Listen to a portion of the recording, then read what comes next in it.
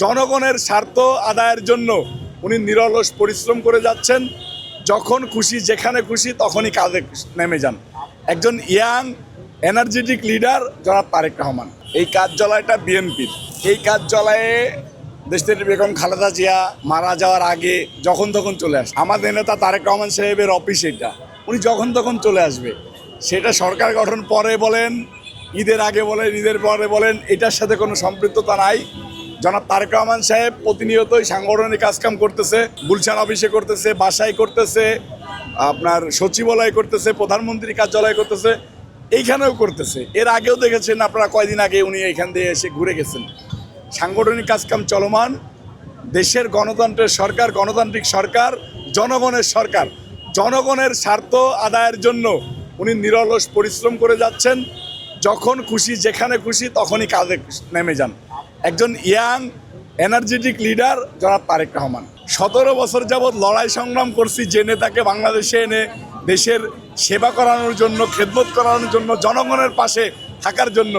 সেই নেতার জন্য অদন্তে প্রহরীর মতো সারাদিন নয়, সারা সপ্তাহ দাঁড়ায় থাকতেও নেতাকর্মীদের কোনো দ্বিধা হয় না। দেখেছেন যে অনেক ছেলেরা মৃত্যুবরণ করেছে, মৃত্যুর সময় বলেছে যে আমাদের নেতা তারেক রহমান।